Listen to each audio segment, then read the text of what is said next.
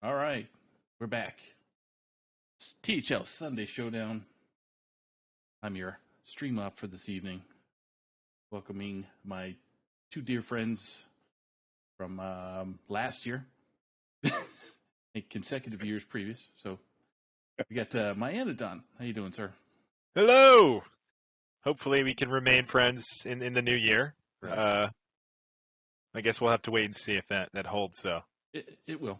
I'm It will. pretty positive. Yep. Hard not to be friends with you. I know. Ditto. Oh. Then we got dollar bills. Big dollar bills. Satellite truck operating dollar bills. Yeah, what up? Oh, man. spoilers. Yeah. Oh my gosh, that's definitely a spoiler from the end of season 21, I guess. He's trying out for Fox. Is this season 21 for you now? It's tough to say. The TV show started in the year 2000, I guess. In this, in this scenario, This is a good one. came out of Y2K directly into season 1. Oh, it's just so great to be in Saku Claus's workshop. Just exciting to be here. Yeah. I realize, Saku, seeing you as Saku Claus, we have Saku Claus, and my first name is actually not Dala, as folks like my Xbox would have you believe. Yeah, here we go, big spoilers. My first name is actually Nick, so we have Saint Nick, Saku Claus, and I feel like there's something holiday here for Myanodon. I just haven't. We'll figure it out. Yeah. We'll get there by the end of the cast tonight. Can we say a Myanatoe for like mistletoe? Sure, yeah. If you want to kiss under me, sure.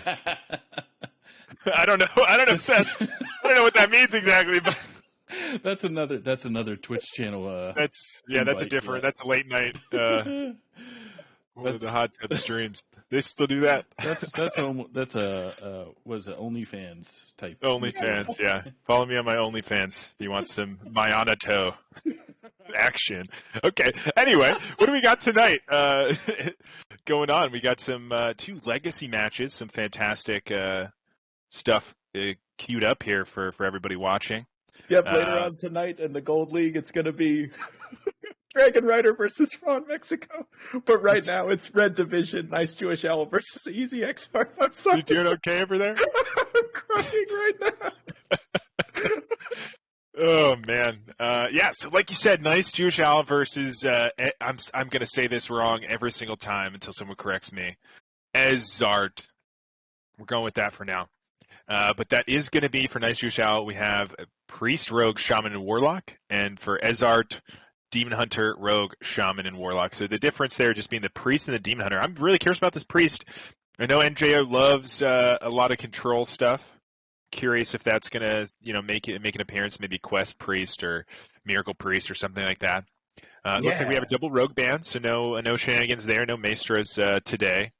I heard. I think it was No Hands Gamer that was saying that Burgle Rogue.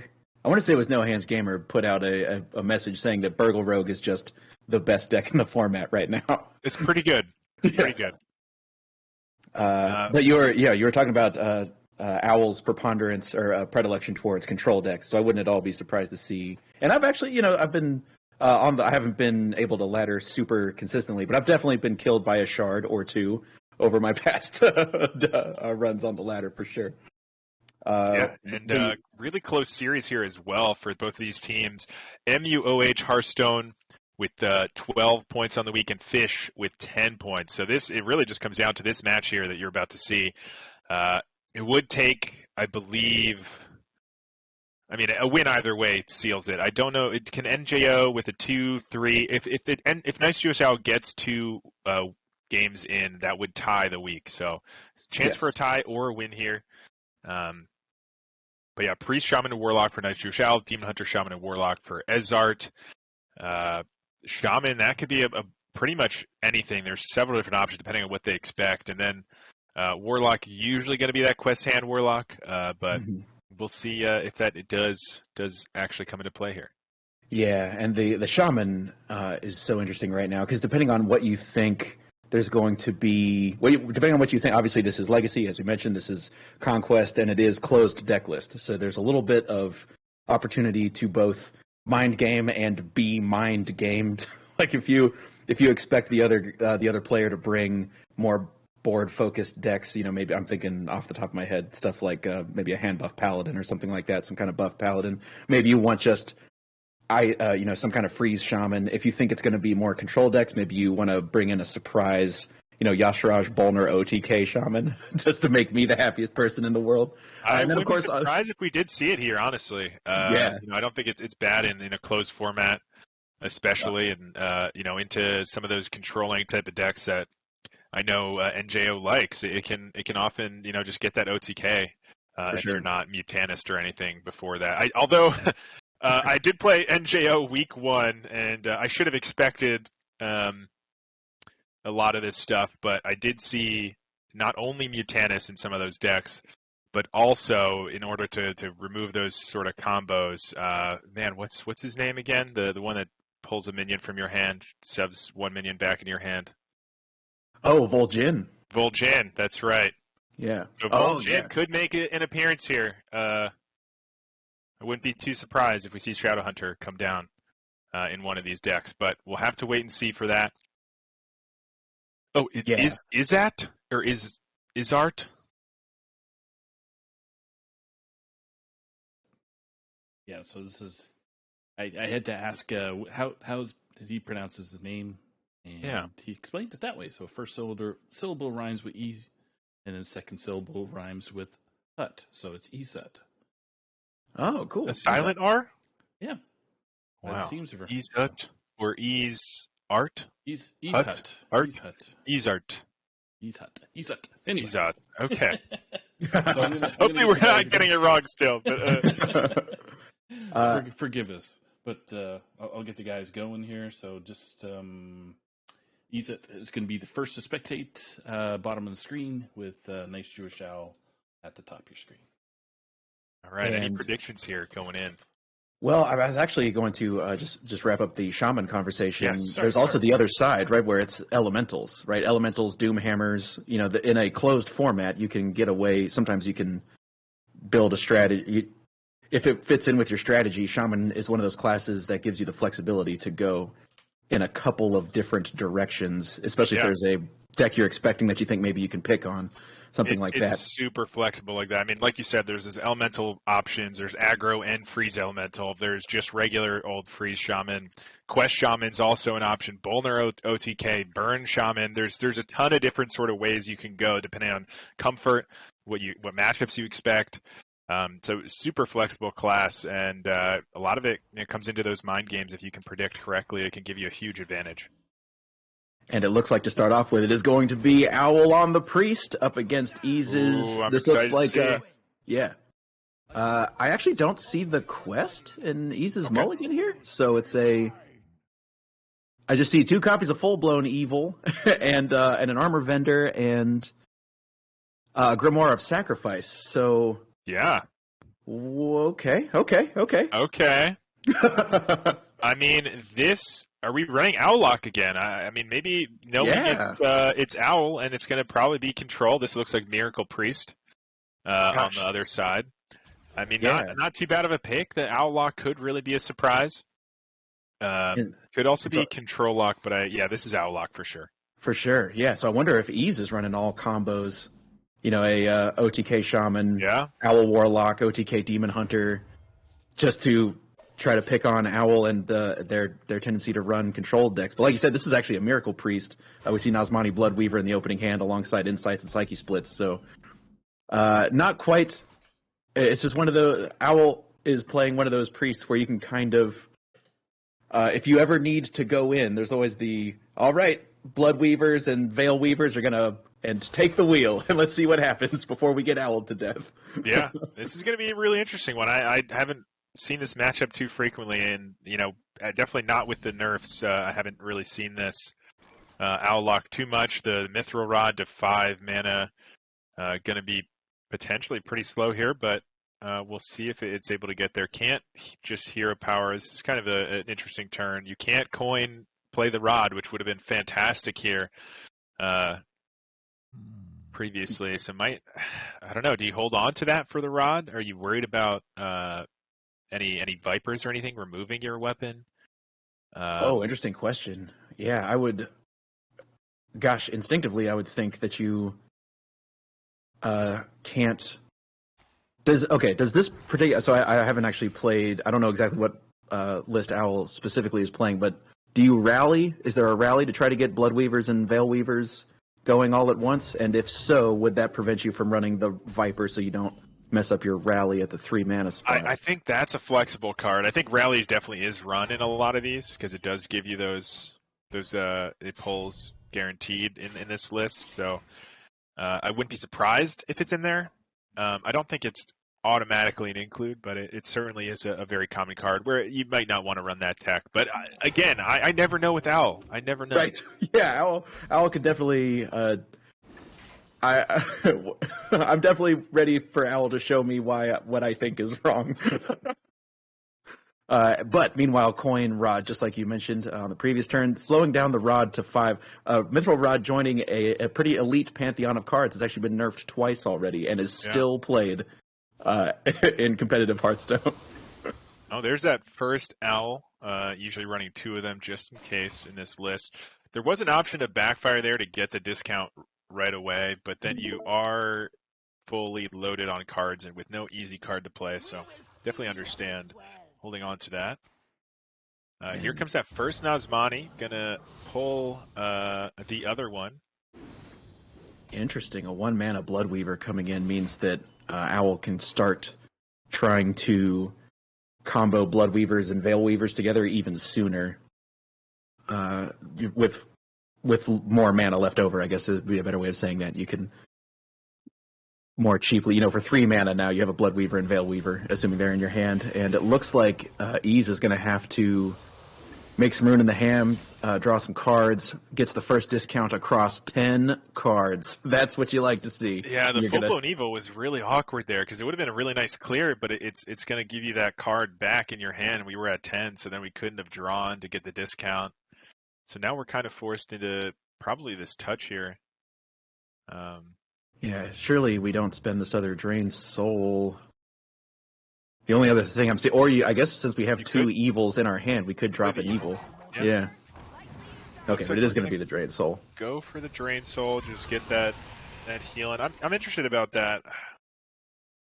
Because it's the same exact heal now with the touch, right? And it did the 2 damage. I guess it was just the 1 mana trying to get rid of that for next turn. I'm not sure. I guess holding on to the 0 cost touch maybe is a little bit more value. And being able to... Yeah, actually, I wonder if that 1 mana potentially helps... Think about maybe a situation where you have to kill your own owl or something like that, and maybe it costing 0 helps, because you could potentially double touch an owl to kill an owl. But it's actually just going to be a touch to discard it. Yeah, just discarding it, and I guess keeping the minion on the board. Gonna get a lot. Oh, okay. Oh. We got Nether. Not too crazy, but definitely interesting option with the Humongous Owl. I mean, we could go for it now with the Grimoire and just get it in our... Yeah, it looks like that's going to be the case. Just get it in the Death Rattle pool already. We have the Phylactery. All we need is to find that the Imps, the Wicked Shipment, and trade it. And it looks like Owl, seeing that, might suspect that the shipment is either in hand or maybe there's a little Tamsin ready to double Phylactery or something like that. So Owl's going to hit the gas. Let's do some Bloodweaver discounts and just hang on tight. It's not going to work, unfortunately, for Owl. Going pretty hard into this play. Does have the Malagos to reload next turn. But this is just going to be answered with that Twisting Nether and no clear way to come back on the board right now. So looks like it is going to be a full send. I mean, is this just the whole deck about to get pulled? Oh, and yeah, I think. Wow, Malagos is playable. 0 mana. Yeah, interesting. Gosh. If we do, this is ridiculous. Although now we need a 0 cost, don't we? Oh no, we did for prayer. We found the 0 cost to be able to get more discounts. I was going to say we need a 0 cost if we're going to mill something, but it did work out here, and that's just going to be more and more on the board. And Owl's going to be a little bit upset here. next turn when we just see this Twisting Nether answer this. I mean, this is a massive board, but just that one card in this deck might just be the win here for as our Sorry, this is crazy though. This is crazy this turn. Oh man. I'm trying to do the math on how much mana Owl has discounted on this turn, and it's somewhere around 200,000 mana, I think. Infinite mana. And just one card, all of that, and one card's going to just end it. Yeah. I actually, so Twisting Nether, like you said, is just going to come down, immediate reset button. Owl has 8 cards left in deck after all of that. Yeah, both Sethics in the bottom 7. I'm assuming there's Sethics in here. You wouldn't just run the Blood Weavers. So, but we did not see the any rallies. So no rallies in this list. Hey, discovers one. Oh, yeah, that'll pull the Sethics or a Sethic. So it's funny. There's actually no way to corrupt this palm reading now that everything in hand, like this Elec mount only costs 1. The Laughing Sister only costs 1. We could have ripped the rally, but yeah, that wouldn't have been. Oh, true. Been worth it here. We're gonna rip it anyway. Looks like get a Sethic. Nope. Change your mind. Interesting. You mentioned the Veil Weavers being in the bottom 6, and with the trade and everything coming in, just no way to generate additional cards to then generate additional cards. I'm sure folks remember the days when Priest didn't have to start the game with some way to win the game. They would just find one as they went. And Veil Weaver is still pretty good at that. Can ease. I mean, this is a ton of health. Obviously, a couple of Divine Shields, Full-Blown Evil.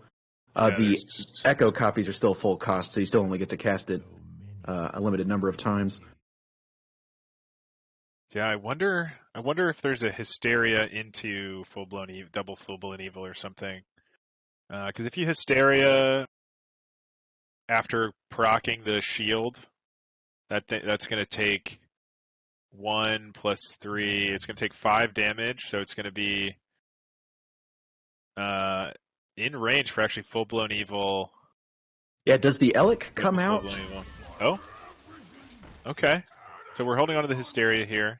Just going to rip the Full-Blown Evils at 2 damage. I mean, that's a lot of damage off of these. So going to be able to just rip it 3 times here for the clear. Elecs are going to survive. That actually, wow, didn't summon either Elec. That's kind of bad. That's kind of awkward. Yeah. So we are going to go for the touch instead here and a tap. Okay. Oh, that turn got real awkward. I can't believe that first evil didn't even knock off the Divine Shield of the center Drake, the 1 health Drake.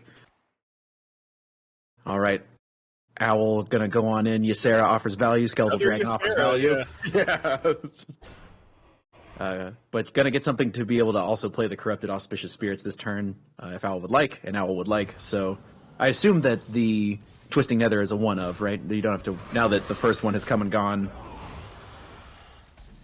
Surely this deck doesn't have room for 2 Twisting Nethers, right? Or am I crazy? I mean, knowing the matchup, it's possible. Do we have, how much do we have right now? We need the Wicked Shipment at least another time. Oh, Dreadlich, pretty strong as well. With the Hysteria, could combo that Dreadlich potentially here. Let's see how this ends up. Oh, double trade there. A little awkward with the health, but you could just remove everything but this Matriarch with the Tamsin.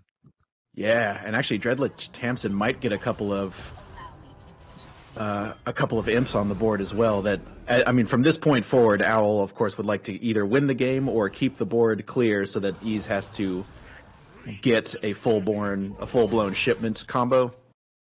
Oh, there's little Tamsin to allow for potentially double Owl shenanigans on the Phylactery. Double Owl Death Rattle Phylactery shenanigans. That's the full sentence. It ends with shenanigans. That's the important part. It certainly does. Owl getting owled is going to be the result of this game, I think. Going to be hard to come back here. Is there, I guess we'll see in a second, there's another Skeletal Dragon available. Anixia also an option maybe to get a full board. Gosh. Yeah, I mean, the dragon lets us play it right now. I was trying to think if there was a reason to ever take the hothead, but I mean, the skeletal dragon is just enticing. Nope. Oh, and Owl's actually just going to go ahead and tap out. Just not seeing the line there to win. We didn't see any Sethics, so I'm still not sure. I mean, we know there's an Elk Mount probably left in the deck. Then there were 3 other cards. That would be pretty sad if they were both Sethics. Yeah, I mean, to the point to where I don't know. Right, that's actually what I was. There are Veil Weavers, right? Like there are Sethic Veil Weavers, or is it actually possible? We didn't see them. Cut? Yeah, surely they're both, but the chances of both of them being like bottom 5? 3, I bottom think. 3. There were or bottom 4, both of them or something. And one was an Amulet of the Undying because we saw it get traded away. Right, anyway. One was an Amulet, and the other one was Elk Mount. Assumedly, there's 2 Elk Mounts. There might just be one, but if there were 2 Elk Mounts, then one was an Elk Mount as well. I don't know. Yeah. It might just not be running it. It looks like we are going to repeat that Priest here. This is Conquest, so once you win with a deck, you can't play it anymore, but you can keep playing it until you win. Shard of Naru, yeah. So it looks like we are going to see the Shaman from Ease over here, and I think this is just Nazmani list. I don't know. The odds of it being a Sethic list and not seeing him at all throughout all of that, right, be pretty low, but could happen. On the other side of things, this looks like actually I think it's probably Bolner OTK. I'm not entirely sure. It's hard to tell with just these cards. These are running pretty much every, except for the lightning bolt, I suppose. The bolt is actually what's throwing me off here a little bit because that's a main deck bolt, not a generated off Fireheart bolt. So and Overdraft also in here. So yeah, I wonder if you're right. I wonder if this is Bolner or if there's some. Could be a burn shaman as well. I wouldn't be surprised to see these cards in just as burn shaman. Mm-hmm. But yeah, I would guess it's one of those two at this point. Bolner OTK definitely more popular now than Burn, but Burn definitely had its time in the spotlight for a little bit. Oh my gosh! And Serpent Shrine Portal. So that yeah, makes me think it's Burn. Yeah, that makes me think it's definitely Burn Shaman then. Interesting. Yeah, so, it's also the multicaster. I think is more in the Burn Shaman than in the Bolner OTK, but just because the variety of spells you're running, we've already played a Frost spell. Now there's 2 nature spells in hand. As well. Oh, that's right.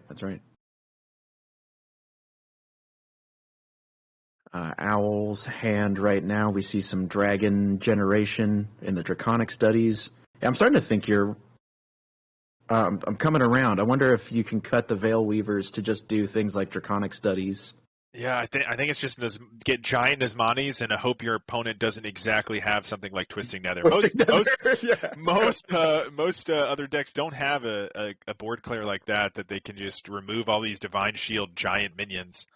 So I don't mind the strategy. Probably got the matchup they were not hoping for. If it was Quest Hand Warlock, it would have been a little bit better there as well. It's that Owl Lock was a really good bring there, really smart and good timing there as well from Izart. Yeah, and it actually looks like Izart. Excuse me, Izat. Izat. Oh man, I can't. We'll get it eventually. I'm sorry. I've been too afraid to try, so I've just been going for the short Ease. Yes, Ease over here. Yeah, Ease over here gets a nature spell out as well into the multicaster. This is going to be a nice draw. Can also throw down that. Did we get it in time? Full hand. Did not get it in time. Going to overdraw a card. A little bit slow. Yeah, I just wasn't exactly sure if Ease just wasn't exactly sure if they were going to go for it or not, and. But opted for, you mentioned, of course, that multicaster draws cards. It's also a 3/4 that just is present on the board and forces Owl. Yep. It's not just drawing 3 cards? Ooh. That's a big one. That is something that you would have loved to have been able to set up here. But not available now. Going to have to find another one. Lots of damage, though, in the hand. Just needs that spell power. to find the win, I think, and it's definitely a chance to find it. Yeah, I would assume there's another primordial studies, so maybe Ease can actually find another Phoenix specifically, or maybe, just find some other. So right now, there's all we can see, of course, is the Blood Mage Thalnos available for some spell damage, but oh, geez, is it going to have to be primordial studies? Typically, when I think of burn decks right now, of course, I'm thinking of like Mozaki Mage, something like that, and Phoenixes kind of fill that role.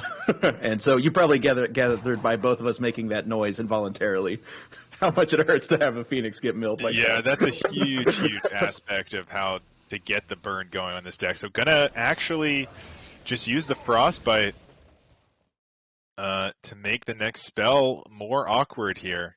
And I assume didn't want a Gift of the Naru to draw, because Multicaster and Sleepbreaker could have both attacked that turn, right? Am I crazy? Yeah, I think they all could have attacked and just chose not to there. Rightfully, I think so, with that Gift of the Naru, like you said. Knowing that that's in there, not a bad play. We have the Primal Dungeoneer. Not enough room in the hand just yet. We also have Brilliant Macaw for... What was the last battle cry we played? Was it just the Multicaster? I think it is the Multicaster, yeah. So right now, Brilliant Macaw is a draw 3, I think. Lots of draw available, but not exactly the draw you want to be doing right now. And it's always interesting to see how people sequence stuff when Brilliant Macaw is in hand. Because as you mentioned, Primal Dungeoneer is a draw at least 1, maybe 2, depending. And then that also, of course, changes Brilliant Macaw to be a draw 1, maybe 2. And it looks like it's an arcane spell, so only draws 1. But it is the other primordial studies. So importantly, as you mentioned, maybe can find another Phoenix. Swing and a miss. Gold Trader has the spell damage. True. And it is discounted doubly here, so not too bad of a thing to hold on to. Going to send the overdraft back. Presumably there are 2 imprisoned Phoenix in here. And so there's definitely the possibility of... Actually, that's an interesting sequencing issue, because you're right now, Phoenix costs 0, and so you would use up your discount on the Phoenix if you played it, and then all of a sudden Guild Trader, you mentioned currently discounted, snaps back to 4 all of a sudden, so on the turn where presumably you would want to go big. But meanwhile, it's Owl's turn, and we see Amalgams, Death Wings, and Bright Wings. I know he's not going to choose Bright Wing, but Bright Wing. Nope, Circus Amalgam. The responsible choice. Nothing wrong with that. Yeah, I was thinking about the Deathwing, but you don't want to lose your cards, and they're not really going to beat you with their board. Ease just did not even go face at all for the past few turns, despite having the ability to. So, good matchup knowledge, just trying to go for that OTK potential, but going to need to find it, and right now kind of having hand space issues. That let's see, looks like overdraft coming into hand. One of those lightning bolts is here, and actually, how much damage? So 1 lightning bolt, 1 serpent shrine portal, 2 lightning bolts. So 2 lightning bolts and a serpent shrine, and Guild Trader and Thalnos for +3 spell damage.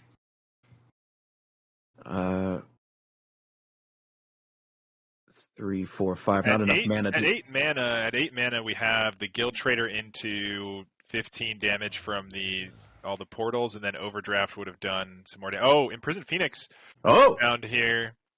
Like you said, a little bit awkward, but can set it up for in a couple turns. We'll have a little bit more mana, so we will be able to play the Guild Trader for 4, the Serpent Shrine as well for 3, and the double Lightning Bolt. If we wait for it, but it looks like we are going to rip the Serpent Shrine now. It is the most expensive of the options. Just clearing the board off, making sure there's no targets for Elec Mount. So now, just going to hold on to the Phoenix now. I guess waiting till you have the OTK in hand or pretty close to it to make sure that when that Phoenix spawns, you're good to go. But this is going to be the NJO turn, trying to make giant Nazmanis once again, and that Shadow Word Devour working really well on that 1 health minion. and wouldn't be surprised. Oh my gosh, Gift of the Naru. And here we see no draw, because in order to draw off of Gift of the Naru, someone must both be damaged and must still be damaged post Gift of the Naru. So presumably paying off, as Ease was, as you mentioned, not attacking face for the past several turns. This looks to be just a hand dump, and hope that this board can take you there, at least in the next turn or two. Overdraft found once again. Gosh, so many drafts. Is it overs draft, like attorneys general? No, just overdraft. But we're overdrawing the overdraft. This series. Gosh, and that Skeletal Dragon, actually both the Skeletal Dragon and the Bloodweaver are just problematic.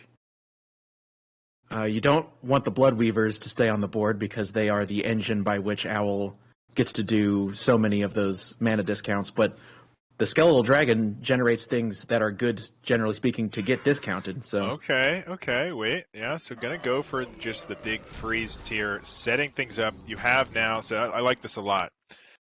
So you have this freeze, you have the Brilliant Macaw to follow up next turn to freeze once again. And by that point, your Phoenix is going to be awakened, and you can go for that win. So I like this play. We're really hoping to find a little bit more damage. We only have the 2 lightning bolts right now, but we have the multicaster, so we could play Macaw multicaster this turn. Can I interest you in a hand full of cards with 5 mana? Oh my gosh, and actually the silence on the Skeletal Dragon. Yeah, allows it to attack. I don't think it's going to get big enough to win here, but that is an interesting thing that did. Oh my gosh, Power Word Fortitude. How big can this dragon get? Because I'm starting to think kind of big. Not, like you said, not big enough, but like huge. The bigness, huge. The hugeness, gigantic. Side split. Oh. Gonna be able to play it out here as well. That's interesting. Why would you not smite the multicaster? Is there a... Oh, actually, wants to clear room? Yeah. Potentially? Oh, wants Gift of the Naru to work. Of course. Yes. Of course. Oh, Owl's going to have to move. Owl, this is getting thin. Another gift. Did the 14 attack make it? Did the 15 attack make it? Yes, it did. It did, and we got another one down, but... You mentioned that next turn was probably going to be the turn that Ease goes off, so Owl, of course, decides to go off this turn. The Phoenix remains imprisoned. Yep, this is the freeze, and that's just going to slow things down. Again, multicaster can come down as well, and that's going to be a nice setup, hopefully finding some more burn. Novice Zappers coming out. That does allow, and along with the Lightning Bloom, all we really need now is to find that overdraft we've been seeing. Blood Mage Thalnos coming down could allow for an extra draw if we need. But yeah, next turn we have Guild Trader for 2. The Dose Zappers are another 2 spell damage. We got the double Lightning Bolt. We just need more burn. We just need a little bit more burn. Primal Digineer could maybe find it. Yeah, and the Bloom available to add additional mana and increase the damage of that overdraft you were talking about with both the bolts and the zappers. So Owl, frozen, needs to find a way to unfreeze. Unfortunately, the only way to unfreeze the Skeletal Dragon would be to silence it again in this list. Which, of course, means it would... Oh, just going to go ahead and fill up the board. No option here, so it's going to be the turn. There's the overdraft. How much damage do we have? We have an extra 4 over... Oh, we need to... Well, we'll trade one of these multicasters in, to make space. Then both zappers. Both zappers, Guild Trader, that's 4. We have 5 spell damage with the Thalnos. That would be 10 for each Lightning Bolt. Lightning Bloom plus overdraft would be how much for the overdraft? Because we'll be at 4 overload, no, 5, 6 overload. So that would be 6 plus the 5. I think that's enough. Am I crazy? Yeah. So I'm bad at math sometimes, but I think it's enough. It's a ton. That's like 10, 20, and then this overdraft, you're going to be overloaded 4 or six crystals plus 5 spell damage. That's going to be 11 damage, right? Yeah, because you get all 7 of your spell 13. damage. Yeah, because you get all 7 of your spell damage on the overdraft. Oh, yes. I well. Totally, yeah, there you go.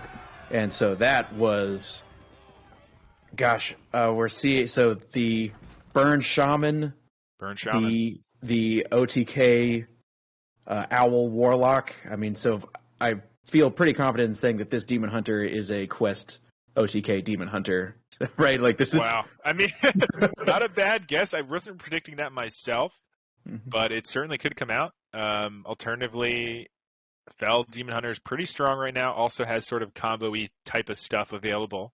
True. Very true. And then there's, of course, a lot of players are enjoying the quest Demon Hunter, just the standard quest with the big old brutes. Lions Fury. All right, let's see. Okay, it's going to be a Warlock here for NJO. Just done with... Oh, it's going to be an Owllock as well! These two knuckleheads. Oh my gosh. So Owl Warlock up against... I saw a Mage Hunter in Ease's opening hand that got mulliganed away. Expendable Performance. Wait, this is going to be Kurtrus. This is Kurtrus. Yeah, there's Felfire. Felfire Deadeye. This is just Fel DH. This is the Fel DH runs that Expendable Performers now with the Felfire Dreadeye. It just gives you that extra potential there for OTK or damage on top of, just having the standard stuff with the Jace. Yeah, and I feel like I haven't seen this little gentleman in a while. The Entitled Customer in Owl's hand is 6 mana, 3/2 battle cry, deal damage equal to your hand size to all minions. So a giant.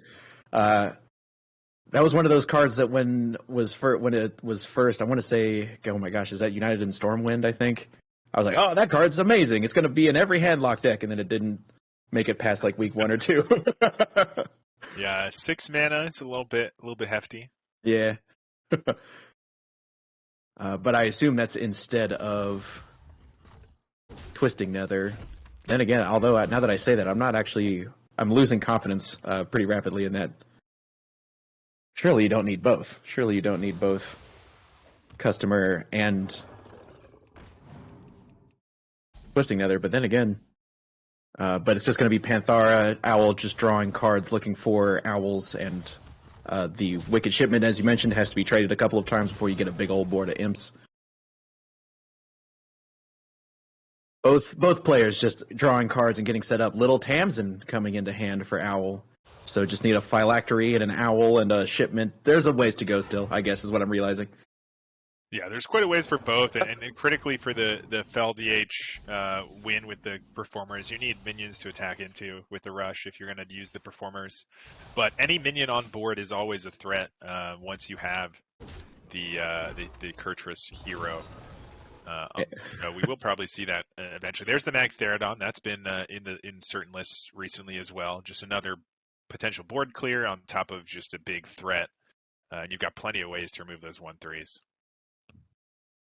Yeah, and a 12/12 is just big if your removal is largely damage based. And what we can see in Owl's hand is without a Nether, it's a combination of souls, customers, full blown evil, stuff like that to try to clear out a big mag Theridon.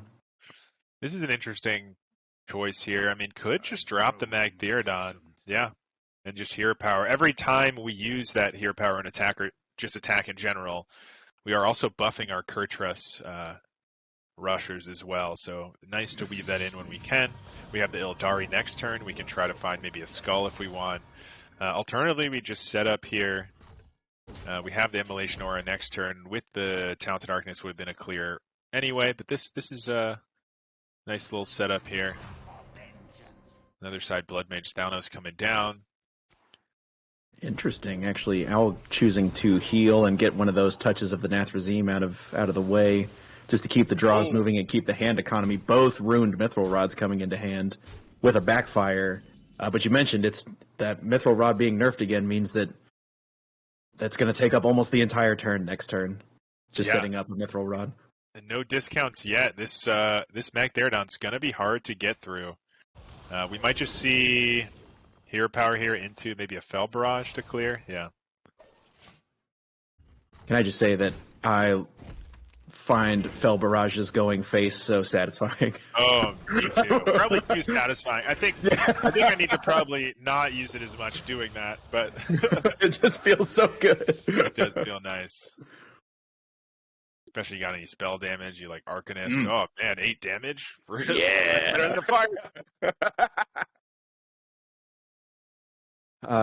Dreadlich Tamsin coming into hand. So Customer not gonna be enough there to clear. Does set it up to be dealt with next turn, but that 12 is going to face. Do we ever have a way? Arcanist Fel Barrage. Let's do it. Well, it looks like we're considering it. I grow impatient. I mean, you can also. Yes! This Arcanist Bell Barrage here.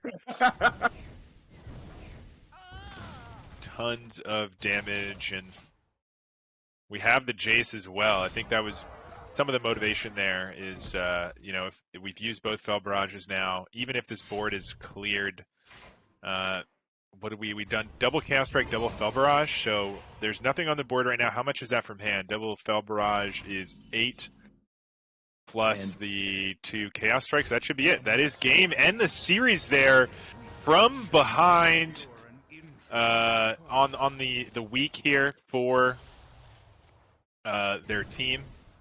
But E's able to secure the victory and the win on the week. Fish were 0-2 going into this week with 21 points, so really good 0-2.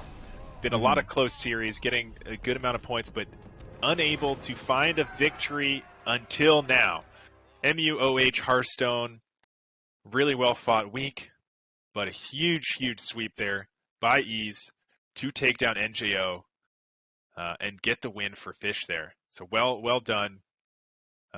Really good reading your opponent there, bringing those combos to really disrupt, and the Priest just not able to get there.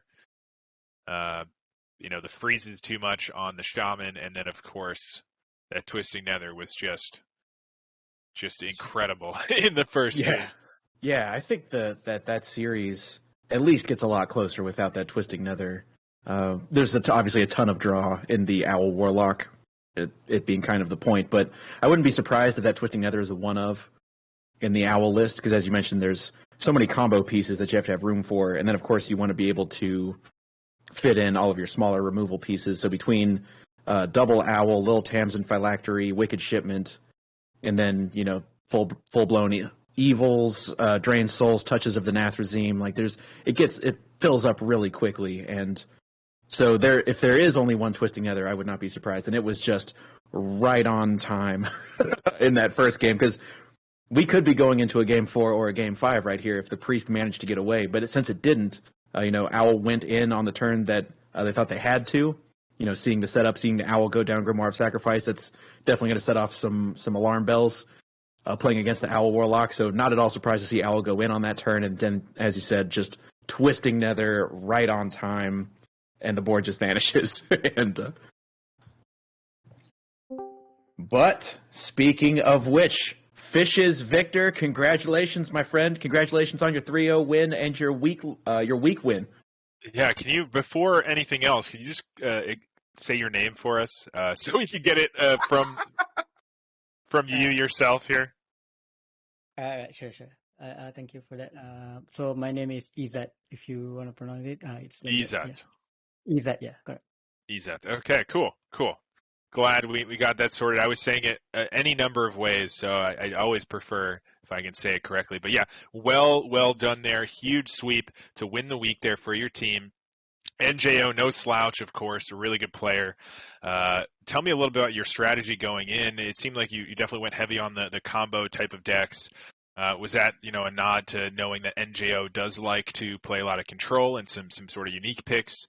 Or were you trying to beat a specific a deck or lineup that you were expecting? It's basically after the classes are out, I was just checking multiple different options. Firstly, I just thought about the bans. I think banning Rogue just makes sense. Then that way I minimize his options. so that like by banning rogue, I am not like I won't be afraid about like some random poison rogues and stuff, so I don't need to play vipers in my deck. Mhm. Then the remaining 3 decks are basically priest, shaman, and warlock, which are very more or less like either control or miracle priest, right? So Mhm. I was trying to build around those. So I thought like playing combo decks would fit the most. Yeah. Yeah, absolutely. It definitely worked out. Able to beat Owl with the Owl Lock. Actually, both of you brought the Owl Lock. Even Yeah. Yeah. post nerf can be still very good in a closed format, especially, and definitely, into the matchups that you had was really well timed. But yeah, can you tell me a little bit more about some of those games? If there was something specific, you were feeling, you were really proud of there. I know there was quite a that setup there with the shaman. I really liked. Waiting on that spell damage there, timing it with your board freezes, and then finding that off the top, the what's it called? The overdraft Overdraft. there, yeah, Yeah. to just secure the win. I was like doing the math a couple times, and I was like, oh, has to be it. All that spell damage available. Yeah, to be honest, I wasn't really sure if the overdraft was enough. I knew that like, the 2 bolts was 10, but like my brain was off for the overdraft match. So I just ship it and just hope. But it's not Ship it like and hope, yeah, and it worked out. no, as in, I know it was like 6 damage, but I forgot like how many spell damage I had on Hmm. my board, right? But yeah, that setup was really nice. I managed to fit the 2 mana for the Talnos as well for the extra spell damage. Was big, I guess. Mm, I think I was more surprised that with all that draw, he didn't get his two of blesses, right? He even Hmm. dig for it at the end, Yeah. and it was like 5 cards left in deck and didn't get the bless. I thought I was dead there, but yeah, at least I like still played to my outs and make sure I had the freezers set up and with my draw, and also I set up my Phoenix uh to become alive at 10 mana so that I have enough mana to do everything Yeah. just in case. Yeah. When So you yeah, suc- we definitely noticed you playing around. I assume playing around Gift of the Naru, right? The yeah, not yeah, attacking to just really try to prevent that bless from yeah. coming into hand as well, huh? Yes, correct. Yeah. Because there's no reason for me to attack if I can OTK. Yeah. So yeah. That was good knowledge of the matchup, able to hold back, preventing the draws, and like you said, those blesses were just not found, and could have been the next card if you gave him any extra draw, could have definitely been there. So very close game there, and a really good series overall. Any other last thoughts here for your team or for your opponent there? Oh yeah. Yeah. Really just glad about winning the series because I think I didn't check the score. I think it was tight or something before this, and I needed to win Yeah. for my team. Yeah. So yeah, that's very glad to win. Yeah. Yeah, and there was a chance actually if Nice Jewish Owl was able to get two games off of you, that it would have been a Mm. tie on the week. So, getting that, the sweep was nice, of course, but getting 3 wins and not allowing those 2 games was crucial, I think, for the win for your team.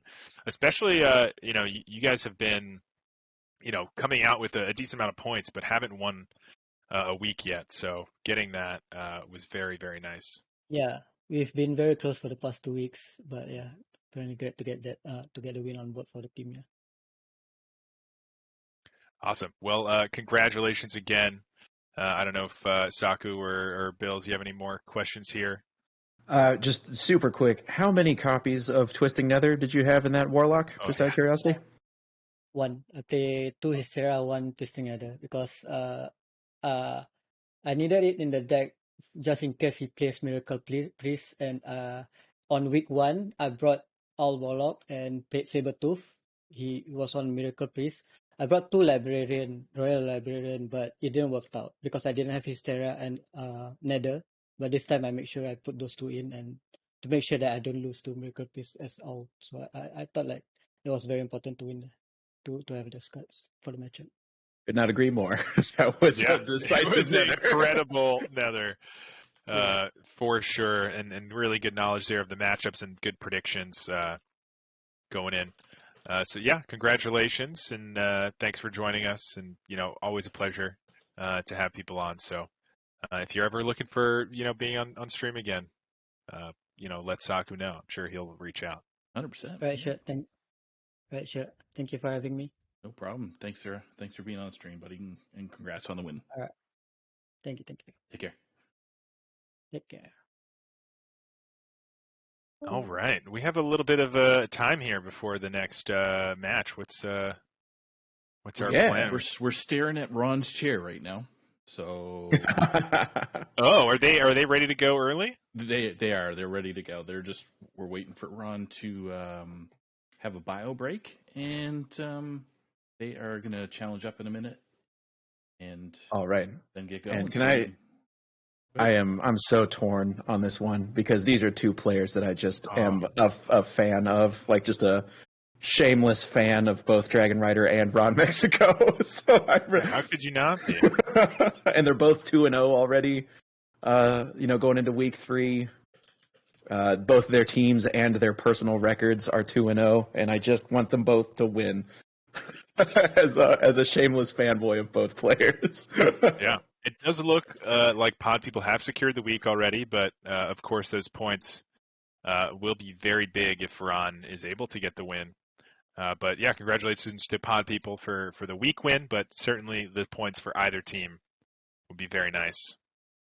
Yeah, and as we were talking about in the interview with, Team Fish, even though they are 0-2, they've been able to keep their points competitive, and so now that they're, this win, of course, catapults them all the way to 14, so they're not in bad shape at all. That puts them in just win kind of standing, if I'm not mistaken. So like you mentioned, points, always important, always good to have. This is a mirror match, at least from a classes standpoint, Demon Hunter, Paladin, Rogue, and Shaman for both Dragon Rider and Ron Mexico. Of course, this is closed deck list. This is still Legacy. This is just in the Gold Conference. So there is... I'm actually trying to think where the deviation could be. Obviously, we talked about the versatility of Shaman. Rogue, of course, there's the quest line Rogue, Garrote Rogue, Poison Rogue, as Ease was mentioning, as a possible, if you think there's going to be an opportunity for Poison Rogue to get in there and do some shank business, you could potentially choose to bring that. I feel like Poison Rogue might be more of a last hero standing pick, but then again, if you have a strategy that Poison Rogue fits into, really good. In Conquest as well, catch your opponent off guard if they're not, if you don't have a deck like Paladin or you expect them to ban Paladin, let's say, and leave the Rogue up, you don't expect the Vipers per se, so you can feel a little bit better. That's really the big counter for Poison Rogue, that you can, if your opponent's expecting it, it can fall short, but if they aren't and they leave the Rogue up, it can certainly be a surprise. Sorry, I just looked at the week, and I would be pretty surprised if Ron Mexico leaves up Rogue, because I'm looking at 4 out of 4 Rogue bans so far from Team Hearthstone Academy. Yeah, I think the Rogue ban's usually pretty safe these days, especially if you don't have anything too obvious. The other one being Paladin, I think, is a common ban, just because people don't like playing against Paladin these days. And if you don't want to run let's say you don't expect Poison Rogue, and you don't want to run Vipers, you can ban the Paladin. Because if you leave it up and you expect a Libram, it almost feels like you have to at least run one in a lot of your decks, just to find that win towards the end of the game. And to the surprise of, I would assume, about 0 people, Saku Claus has let us know that it is, in fact, a double Rogue ban.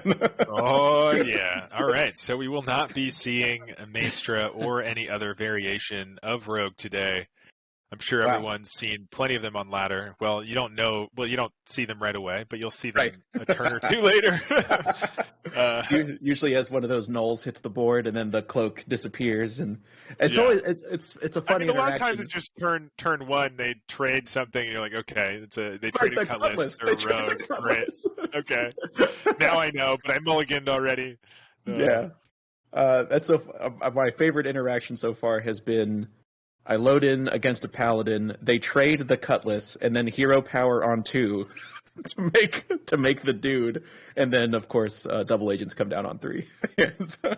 To everyone's huge surprise, it turns out to be a rogue. So, Oh, surprise! You've been tricked. duped even. So, Duped. The dupe is a little less strong in this format. We do have the requirement to let your opponent know you're Maestra. Yeah. But certainly on ladder, it's nice to Probably be pretty suspicious if one of them loads up as a druid. Wait a minute. So, Demon Hunter, Paladin, Shaman. We mentioned a little bit the versatility of Shaman. Paladin, I will say that because I'm a scrub, I've been messing around with some Quest Paladin and having some fun. Not a lot of results, I will say. So I would be pretty surprised if either of them brought the Quest Paladin. But yeah, it seems like hand buff is pretty much the move, right? Is there any other? I get Libram, I guess, is the other. Yeah, Libram is the number one for sure. But buff Paladin and hand buff Paladin both can make an appearance, especially in a closed format. Wouldn't be too surprising to see them. Yep. But I do think I'm probably going to be the Libram in this matchup. At least for one of our players.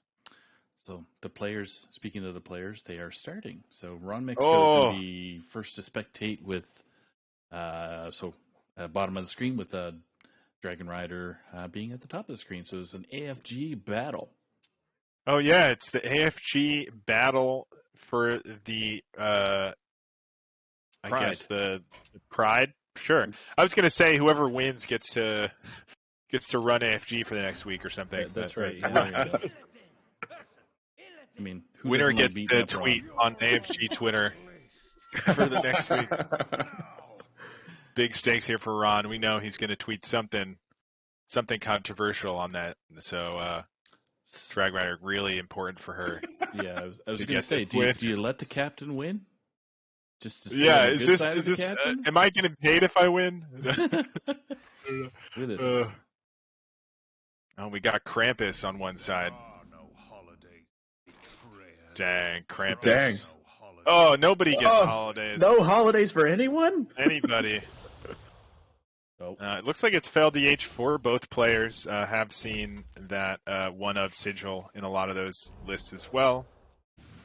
Kind of that 30th card, and it does get you through your deck a little bit faster. A little awkward that Fellfire Dreadeye on the far side of the hand for Dragon Rider. Might actually see that come down pretty early. You do have a second one for the combo. So not bad to use it early if you need to, especially if you're trying to get that Skull Outcast. Able to find some more draw here with that Sigil Runner. Can also Hero Power keep buffing that Kurtrus. Yeah, you mentioned in the previous series we didn't get to see the interaction happen, but every time you use your Illidan Hero Power, the Kurtrus battle cry just gets better. And actually, we can see Ron Mexico's Kurtrus Demon Render is not only being improved, but it is golden. It is golden. And it's even better because you get golden rush demons as well. So just value all around. So much value. Can't wait to see that come down later. But for now, Illidari Studies coming out could get your very own Sigil Runner and combo it with that Hero Power as well. So both players, similar start here. And actually, yeah, it's interesting, especially when you have your Kurtrus in hand. It's just really good to be able to, because the health of these demons obviously is not improved. It's always 4 health. But 4 health is like 2 4 health creatures coming on the board can be a little awkward to deal with sometimes, unless you have, maybe you have a Talented Arcanist, Fel Barrage, or something like that. But 4 health is just a little bit to try to chop through. And if you can get those with some high attack, and all of a sudden Dragon Rider has to spend resources just to try to clear off what are essentially free minions. Yeah, especially with this list, you would have to combo an Arcanist or something. Mm-hmm. Generally to get those 2 4th health minions easily. Could be with that Immolation Aura or the Fel Barrage, like you said. And of course, the performers can clear the whole thing as well. True. That is true. And actually, expendable performers can be a surprise discount. There are some. We were talking about the Sigil of Alacrity. There are some cards. Not all discounts are equal. Obviously, anything that gets reduced to 0 is particularly good, but also skulls, jaces, and performers can also be some pretty high value discounts. What did you want to see earlier? Was it Fel Barrage to face? Yes! Yes! That just feels so good! This Looks is like we're running deck. Restaurant as well, so I'm curious what card we've cut, because we're running Sigil and Restaurant, or maybe those are the 28 or 29 30th card. But maybe that means we're not running Magtheridon? Could be. And actually, an I-Beam coming in right on time to clear off this Fellgorger, if Dragon Rider would like. The Viper, gosh, could just get traded away, actually, as the draw finds her own Aldraki Warblades. Does Dragon Rider, so now has the possibility. And just like you said, turn 5, got to get this Fellfire out of the way, so Skull's locked and loaded for turn 6. Yeah, I think that's going to let Ron know exactly what's happening. I mean, not a terrible play in its own right, just play a 2/3 and hero power, but certainly, a little suspicious. Gonna have Ron just answering with the Kurtra, saying, if you want a skull, I'm gonna have some big boys, well, 4/4s anyway, on the board that you have to either answer or ignore, and I can chip away. They're pretty sick. I'm sad that the bats are sick. Yeah. Just projectile fell vomiting, and it looks like, as you mentioned, the options were. That's how you get rabies. Yeah, and it's just everywhere. There's a rug somewhere, because animals don't just puke; they always have to hit a rug. You could be hardwood floors all over your place and one rug. One tiny rug. Yeah. I think I'll do this here. Oh, I'm not gonna. The hardwood floors. A hardwood? Yeah, why would I do that? Pshaw. They need to clean their mat anyway. It's all good. I'm helping. All right, Fellgorger finds the Fury. Ooh. Here comes this Dreadeye coming out. Gonna be able to combo some damage here with that first Dreadeye. This is actually, this is a ton of damage coming off the 2 Shriekers and then Fellfire Hero Powers. What is this? 14 damage in a single turn from Ron Mexico, and a draw, and a Fury in hand.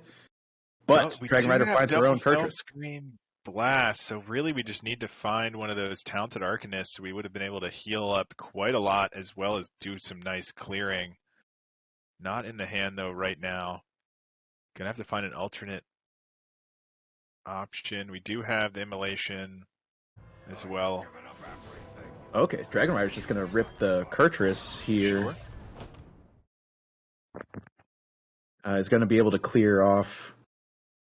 Oh, finds the I-Beam. Nice, very nice. Does allow for a decent clear here on the board. I assume that it's I-Beam the Fellgorger. Gosh, you would just trade your bats into their bats, but if you do that, surely you don't leave up Fellfire Deadeye, right? That's also a must remove. Yeah, I think removing that is pretty important. So might see a value trade in a removal of the 4/4, leaving the 4/2 up. Oh yeah, I like that. I'll buy that. And sold. Yep. Looked like Dragon Rider was thinking about potentially a Tempo Rustrod Viper, but Skull. Dang. Do we have room? We'd have to play a card, but not the end of the world. Looks like we are going to play that Fury. Look for maybe... How much damage did we have, though, with Fury and Chaos Strike? The other Fury would have had 6. Chaos Strike would have been 8, plus Hero Power would have been 10, plus another Hero Power would have been 12, plus 4 would have been 16. So not quite enough, but we're definitely getting there. And some absolute business time discounts. Jace for 5, Expendable Performers for 4. Okay, yeah, this is the setup here for the Jace victory potentially.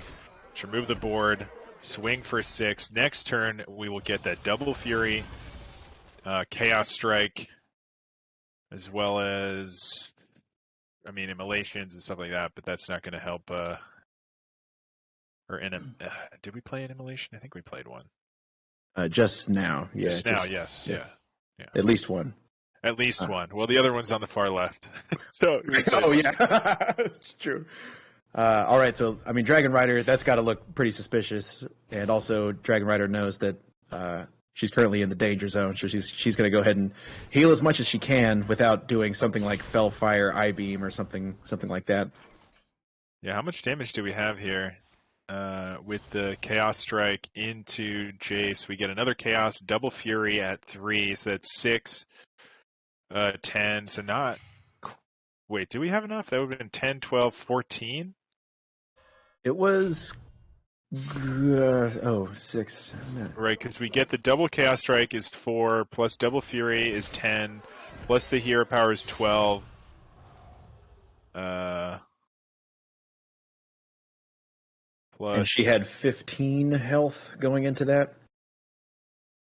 Yeah, I'm trying to think if there was...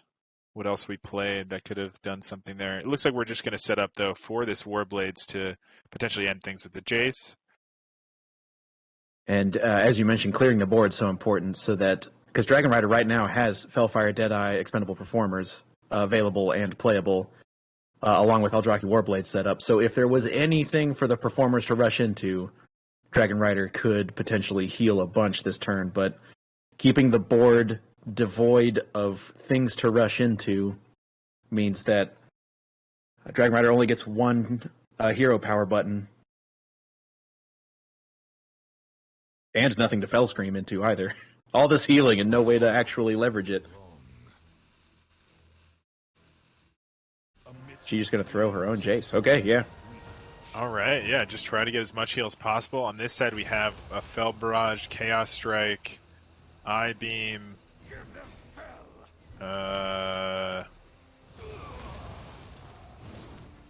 double Eye Beam, yeah, and one Fury. I didn't remember the Fury. Wait. She heals to 21 and also leaves the board empty, crucially. So Ron Mexico also doesn't necessarily have expendable performer options this turn, but it's going to be Talented Arcanist into Fell Barrage. Oh, Ron! And now Jace hits the board. Yeah, This has got to be enough. Is got to be enough. We have double Fury for and then double Chaos Strike. That's going to be 10 damage just from that. Plus Fell Barrage is another 4 that we just ripped. Yeah, that is going to do it. And that is game 1. The Demon Hunter Mirror going to Ron. Taking the first game off of Dragon Rider here. Wow. The amount of damage that can come out.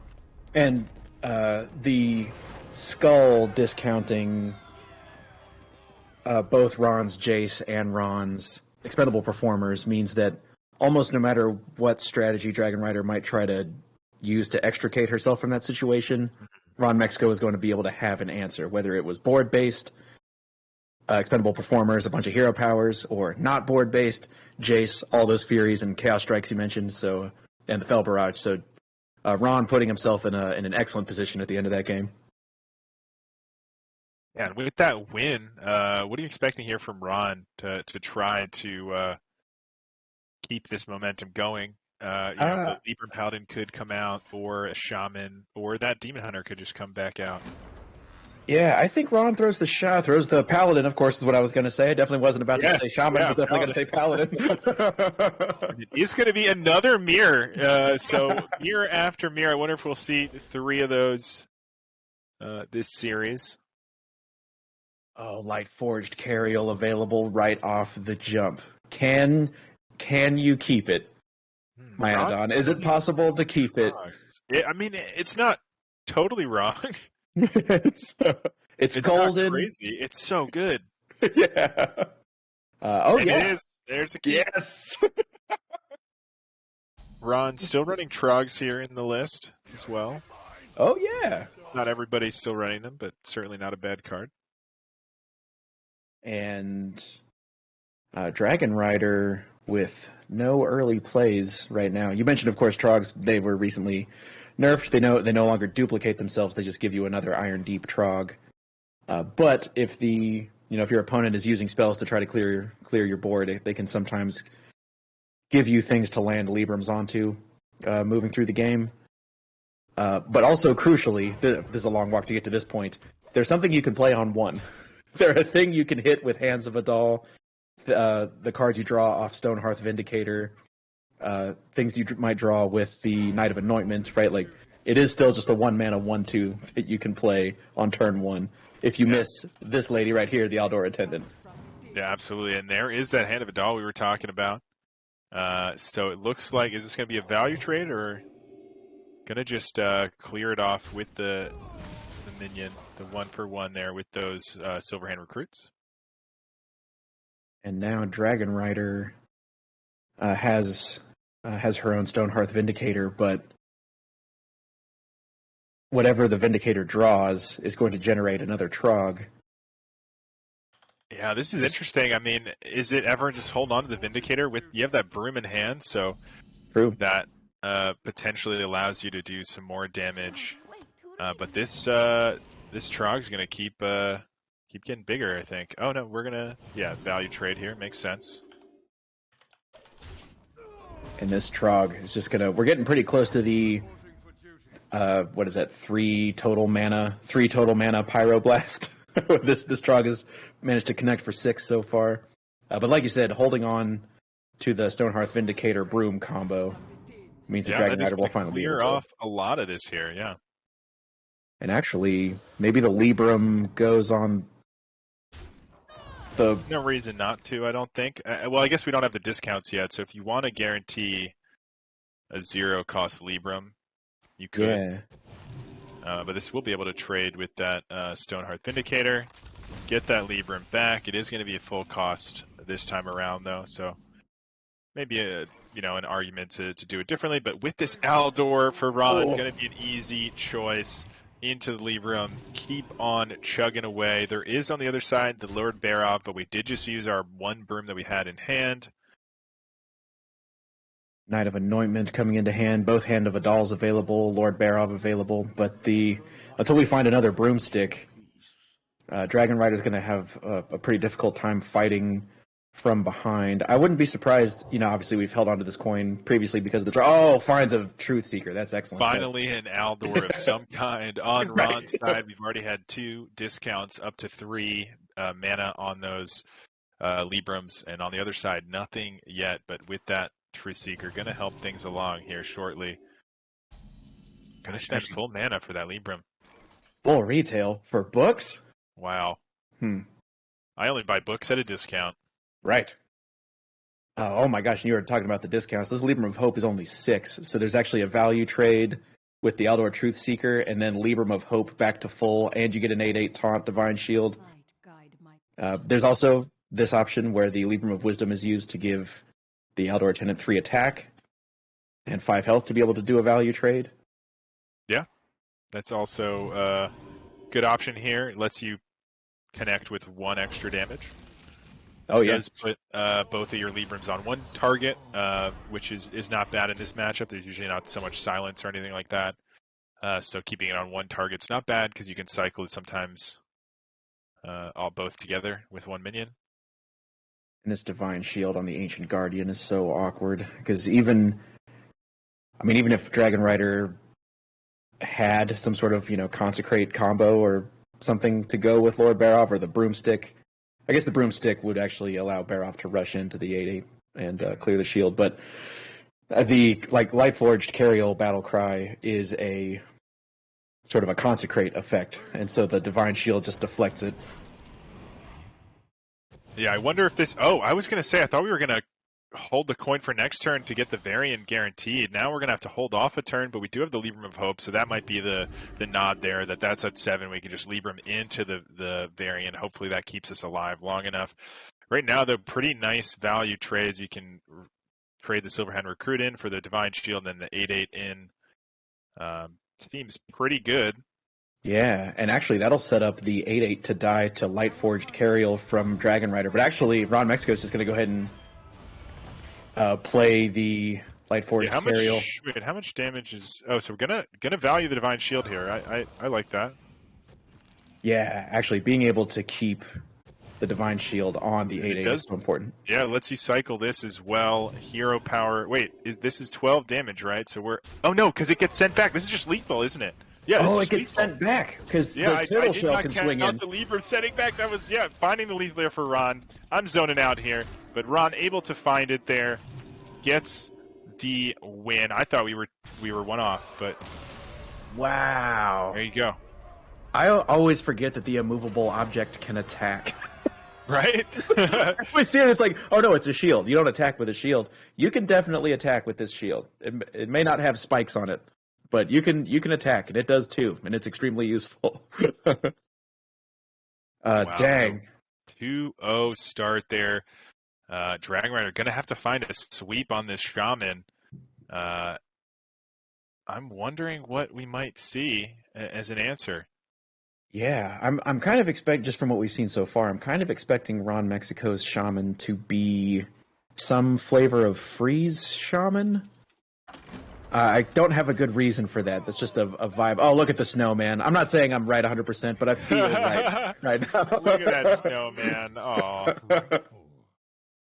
And knowing that she's going to be facing a Shaman, Dragon Rider is going to reach for her Demon Hunter once again. Yeah, that makes sense here for the matchup. But unclear just yet what version of Shaman this is. Obviously not Quest, so we can knock that one out. Yeah. Mutanus doesn't necessarily answer either. It makes me lean like it's Bolner OTK. Yeah, the Dungeoneer is interesting. That almost makes me wonder if it's Burn again, for there to be enough nature spells. I think it's got to be between one of those two, but the Mutanus makes me lean towards the Bolner list a little bit more. This is an embarrassing question to have to ask, is the Phoenix an elemental, or does it just feel like it is? I think it is an elemental. Is the Imprisoned Phoenix an elemental? Okay, but so is the Snowfall Guardian, so... It's an elemental. Okay. I mean, really, just Primal Dungeoneer, sometimes drawing you Snowfall Guardian, another card that's been nerfed, but still seeing play, moving from 5 you're to also 6. usually running Sleep Breakers, too, just to get more wind chills. Right, for sure. So right now, now Dragon Rider has Kurtrus in the early game, so once again, really valuing those hero power attacks in the early game. So Dungeoneer going to come down. We'll see. It is going to get Wild Paw Caverns. That's a nice card to get going into turn 4. Oh, for sure. Oh, thank you so much, Saku Claus. It's just saving me from myself. Ho, ho, ho. I'm not saying that Dragon Rider should pick Star Student Selena, but this is the second out of 2 times she's been offered Star Student right in the center of her Illidari Discovers. There it is. Good to be taken. This does set up for a turn 5 Skull as well, which is nice. So probably going to see that come down. It's just a matter of, do we play anything else here? Just going to Hero Power. I wonder, would she ever coin the Skull out on 4? That should work, right? Because the Illidari just discounts Outcast cards, so it's not a Nature Studies situation where the coin eats up your discount. Yeah, could certainly happen here. It is a little awkward now with these frozen stag guards because you will not be able to attack once they hit you. They will freeze you, so going to slow down a lot of those options. Going to go for that coin Skull, like you said. And let's see what's in this Skull. An I-Beam for 0. Another I-Beam for 0. I-Beam for 0. And then a Fellscream Blast as well. Gosh, would you ever I-Beam Fellscream Blast? I don't think so. I mean, you have the Arcanist in hand, so you can just wait next turn, try to do that with the Fellscream maybe. True, very true. Auction House Gavel coming into hand for Ron Mexico. Mutanus coming in. Gonna go for... Ooh, gets the Dreadeye, so only one Dreadeye left in the deck. Cannot use it early, but not that bad of a pull there as far as stats. And interesting, this Healing Totem has met. You were mentioning the power of Fellscream Blast alongside Talented Arcanist. This Healing Totem is just keeping Mutanus away from any incidental damage that might come from Dragon Rider trying to deal with these Stag Guards, because The Stagguard's keeping the hero frozen is particularly bad if you are a demon hunter, really of any variety. Yeah, I'm looking at. I mean, you could Talented Arcanist, Fell Scream, the Mutanus Healing Totem, and the Frozen Stagguard, and then do it again. Right? And then you get a pretty good clear, although the Mutanus is still alive at 1. Is there another way? I guess could commit one of these 0-mana I-beams, or the last 0-mana I-beam, I should say. Yeah, so are we going all in here on this? Oh, we're just double. Okay. Sure. That doesn't remove the other one, but you save the second Fell Scream. And looks like Bolner now in hand. I haven't seen any of the Circus Medics just yet, but we're not very far actually into the deck yet. There's still 20 cards remaining left in Ron's deck. Yeah, still a long ways to go for Ron, but slowly getting there. And on the other side, I mean, there's a lot of minions that you can eventually rush into in this matchup. So, right, Expendable Performers and Deadeye both in the hand. So I like setting up the Kurtrus. It'll unfreeze you as well. And you will be able to clear both of these Frozen Stagguards with the Fellbat Shriekers. And it's just so important to keep the incidental freeze off of your face. As you mentioned, the Snowfall Guardian, of course, available to freeze the board, but having Kurtrus open to be able to do Expendable Performer, Deadeye combos. And it actually looks like Ron is just going for big armor, big Snowfall. Yeah, with that Brilliant Macaw pickup, it's just going to allow for many turns potentially here of freezing. And it's actually really awkward for Dragon Rider to have so many board slots taken up, because the maximum amount of performers you can get once you throw the Fellfire Deadeye on the board is only 2. 2 performers. I guess you would get them twice, but going to send back the Macaw? The Macaw is not a bad option here. You know what their last battle cry was. You definitely don't want to see that again if you can avoid it. Right. That's going to slow things down a lot. Might have to use this Wind Chill to draw. See what we get. I guess you can Note Taker Wind Chill, just get double draw. Sure. Get 2 freezes, 2 draws. And just try to slow down some of this damage coming in. Oh, Fireheart's a nice pickup as well for next turn. But for now,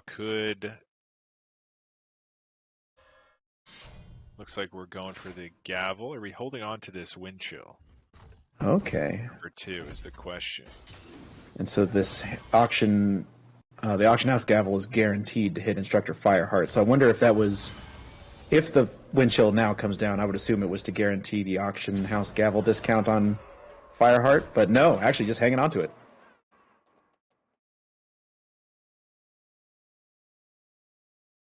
All right. Is it ever... No, never mind. Don't listen to me. I mean, do listen to me. No, what I was going to say was empirically wrong. I was about to do Twitch chat mana right there. I was like, is it time for Fellfire Deadeye Expendable Performers? It is not. We only have 8 mana, not 9. Yeah, but you're definitely setting up for it here. We will be able to do it next turn, and I think that's really the nod, hoping that we're alive to next turn. Currently we are. I kind of like trading these off, honestly, if we can, into the, I don't know. You just want space, but... Interesting. With this to me says a Fell Barrage might be coming down this turn. But right now, Fell Barrage hits a Totem and a Diligent Note Taker. Yeah, still going to hit one of the Totem here. But does clear off 1 Note Taker. Actually, this 10 is enough to clear the Snowfall Guardian. No, we want it. We want it on the board. But yeah, we're actually, yeah. For the lethal next turn. That's why we want it on the board. We're ignoring it. But this Macaw, this is why I wanted to trade off the Arcanist. We do have Fellscream Blast, though, that will allow us to, for free, that will allow us to clear off our own Arcanist if we want. Because this Macaw... Oh, no. Yeah, the Macaw should still be the Snowfall Guardian, shouldn't it? I believe so. What else Yeah, I have we believe so. played? The Armor Vendor was right before, and then Note we played Takers. Note Takers, not a battle cry. Yeah. So, do you ever Bolner Macaw for the big Bolner, big Macaw dual threat? You have to assume that if Dragon Rider has the goods, which we can see that she does with the Performers, Deadeye, and as you mentioned, that 0-mana Fellscream Blast, you're dead anyway. So do you ever just go for big Macaw, big Bolner? Looks like no. Looks like Ron Mexico's just going to go for the biggest Macaw possible. Set Dragon Rider to 15. Have the Fireheart potentially find the lethal instead. True. But on the other side, it looks like, how much damage do we have with the Fellscream Blast killing off the Arcanist, right? If we Fellscream Blast the Arcanist, we have 6 spaces. Yeah, so that's going to be the case. 6 times the 2, that's 12 times... Oh, no, it's only 5, right? So it's 5. It's only 5, but we get it twice. That's 10, that's 20. So that's exact, right? Should be 22. Oh, no, it's, with the weapon, it's more, But I mean, it's still actually pretty close. It's 24 with the weapon. Oh, We also got the hero power before we rushed him in. That's right. So that should be lethal. A very close one. Wait, what's happening?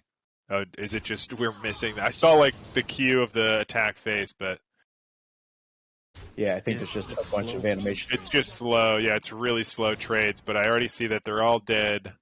We actually have 2 that aren't even dead, and we don't need them. We got the lethal without them because 24 was the total there, but able to get to the 20, and just going to hit with the exact lethal for Drag Rider, and able to come back with the Fell DH. We do know it is Bolner OTK for Ron, so going to have to keep answering that. The Libram Paladin should be a solid matchup there. So I expect to see that come out from Dragon Rider here, and then maybe we'll get a Shaman Mirror. That's the only mirror we haven't seen just yet. Yeah, that's right. We're sure to see if Dragon Rider pulls out the Shaman, then I would have to assume it's a specific Shaman designed to try to beat up the Shaman that she saw, and it is! We're looking in a mirror. All right, I guess it's one of those you got to win with it anyway. And it's Quest Shaman. Ooh. Dragon Rider has Quest Shaman. Yeah, I like that. Yeah, it's better than the Libram into this matchup. You know, the Libram can certainly fall short, and the OTK can just kill you if your opponent knows how to properly hold the resources and just wait for the OTK. Mm-hmm. Plus the freezes to just freeze out your buffed up minions for enough turns, and especially with Windchill being such a good card, just your one big thing never gets to attack, and then as you build up other big things, they're finally drawing through. One thing I feel like we didn't really get to see much from Ron last game was the multicasters. Or any other just sort of draw to try to get through. Because I feel like by the end of that game, we'd only seen 10 to 15 cards of Ron's over the course of that game. Did we? Did we even see that many? He only draw off We did get a couple wind chills off, so we got somewhat in the deck. But yeah, it is going to be. Like you said, the Quest Shaman versus the Bolner OTK. Definitely a better matchup here than that Paladin. So we could see this Shaman go to Dragon Rider, and maybe get to Game 5. But first, we have this matchup. Going to just start off with the Armor Vendor for Ron Mexico. Guidance is a great pickup because I was looking at, Perpetual Flame can be kind of awkward, and the first quest step, clearing your overload after using a lightning bloom is just so good. It's like being able to lightning bloom into feral spirits. On more overlords. Right, so we require additional overlords. But Dragon Rider going to go ahead and be able to guidance and lightning bloom and feral spirits and clear the overlords. And not be overloaded anymore. Yep. just so much going on there. Really nice turn there from Dragon Rider. On the other side, could just play this Gavel and call it a day. Get one of these wolves off the board. Yeah, the Gavel potentially discounting the Viper is a little awkward. Yeah. But never happens. Oh, nailed it. Brilliant Macaw. Wow, Dragon Rider starting to find some Has some board control in the form of Perpetual Flame and Chain Lightning. Has damage in the form of Serpentine Portal, also generating a board. A walking weapon. He is a walking weapon. I don't see Felsteel Executioner as not a weapon very often. No. There was a while that sometimes you would run it in like Death Rattle, Demon Hunter, and you occasionally would play it, and it would come back as well, being an elemental with N'Zoth and stuff. Oh, with N'Zoth, that's right. You're absolutely right. Yeah. That was when occasionally you would maybe play one like that and one as a weapon. And so now for Dragon Rider, this turn is a little awkward. Would have to be like a Perpetual Flame Overdraft to actually get this Frozen Stag Guard off the board, or else a trade with the Felsteel Executioner. Yeah, at this point I kind of just want to get some spell damage, because we know there's going to be a lot of 3/4 spawning here shortly. Yeah. If we can find spell damage, and there should be in this deck, there should generally be, double Zapper, and then sometimes you run double Primordial Studies as well. I think that's pretty common. So a lot of ways to find the spell power needed to get a nice clear on these 4 health minions. Dunk Tank coming into the hand, as well as that Circus Medic, like you said, available. It is currently not corrupted. Interesting. Not corrupted and used for healing and for its 3/4 stat line. So, gosh, what we really need is a hero power, spell power totem from like 2015. No, you can get a 1 attack buff totem instead. Actually, right. That's just what you want. I don't even know what it's called. What is that one called? I missed that Wrath of Air. Oh gosh, Cool. Strength Totem. Is it just called Strength Totem? I want to say. Saku Claus, can you save me again? I want to say Strength Totem. And as a gift. What have we played so far? We have played Nature Spell. Yeah, Guidance not having a spell school is pretty awkward. Just 1 draw here then. And it's that Overdraft. Overdraft. Going to be able to cycle that for a different card here. There's the Fireheart's not a bad pickup for another turn, but not going to do it here. I'm hearing echoes of folks talking about Hearthstone going back in time for time immemorial. Shaman does damage in 3s. And we're just, without finding that spell damage like you're talking about, Shaman only does damage in 3s. Oh, man. Yeah, these 4 health minions are so annoying for Dragon Rider. No spell power found. Both of the Dunk Tanks are corrupted as well with that play of the Talon. And so, Dragon Rider reaching for Instructor Fireheart. With a Lightning Bloom in hand, it is... Oh. In the Caverns of her own? Could just counter Caverns. Counter Caverns. Yeah. Well, we will have to spend our Lightning Bloom in order to get that out, but...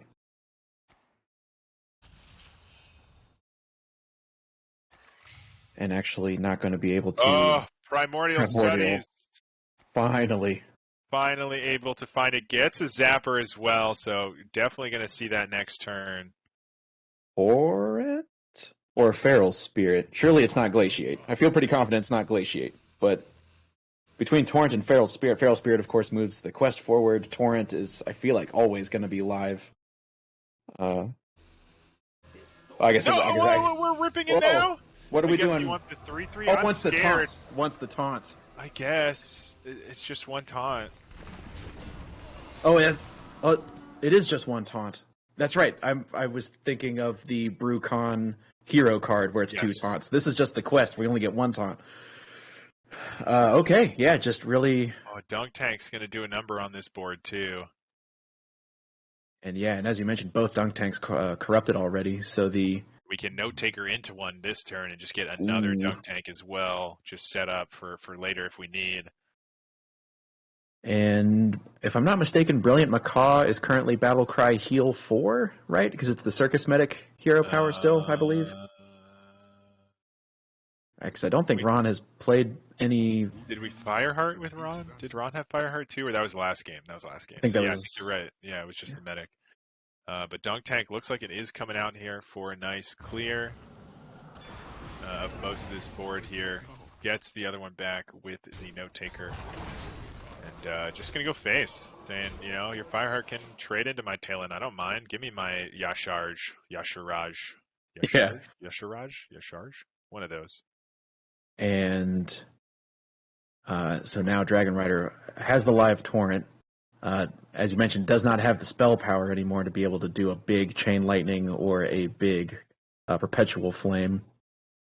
Yeah, I really would have liked to hold on to that Novice Zapper. Knowing this is OTK Bolner, there's going to be a lot of ways to clear there for them to clear, and you really... Oh, and actually, this works, doesn't it?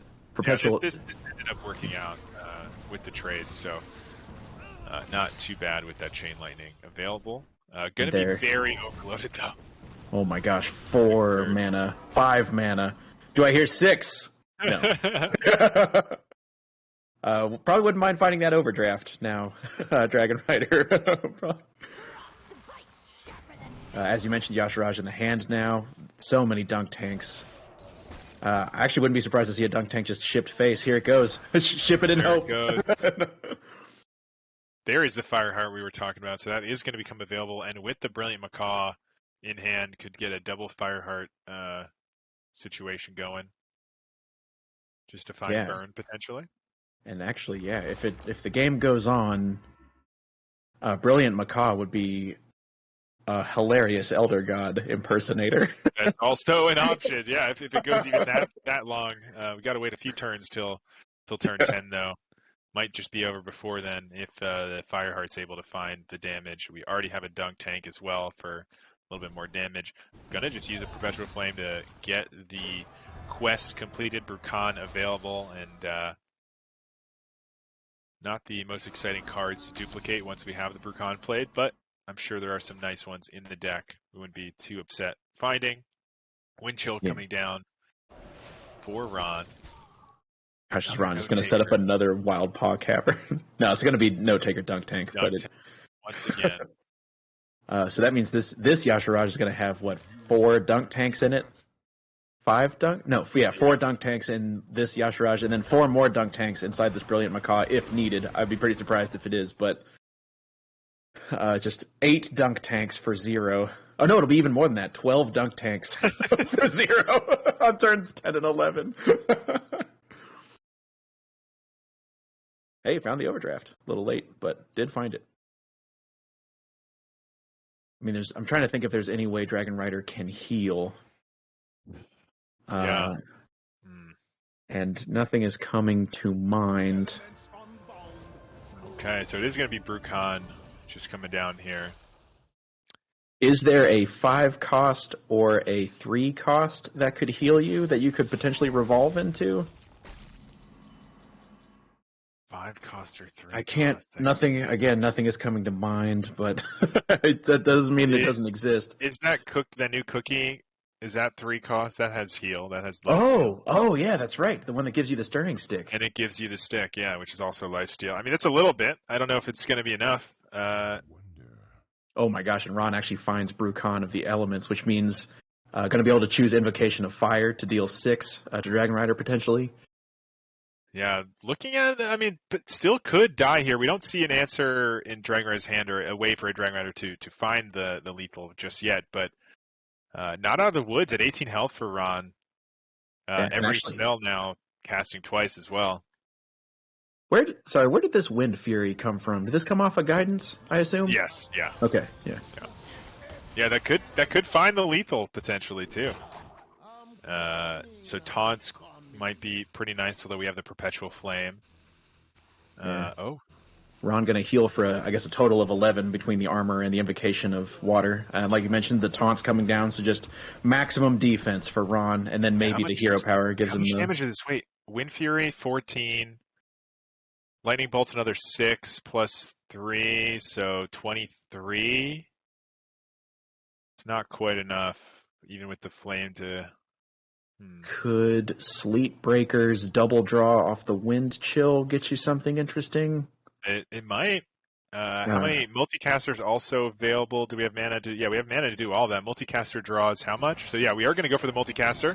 Could find lethal here. Drawing 3 cards. Wind Chill, not it. Wind Chill, not it. Zapper is more spell Zapper, is that damage. enough? That's going to be, instead of 6 That'd damage, be that's 8 damage off of the off bolt. bolt. Wind Fury does another 14, 17, plus 8. I think we're short. 20, 22. Yeah, I think we're a little short here. Yeah, because that's going to do 8 and then 3. Very close, Oh, but it not is going to be close. enough. Now we have the Yashars. This should just be it. We made it to turn 10. We've played 3 dunk tanks. That's going to be enough here to finish the game. And that is going to be this series going to Ron. Really, really close matchup there to finish things off. But all of the dunk tanks able to go face. Finds the out. And, very, very close there for Dragon Rider. Almost able to get it back.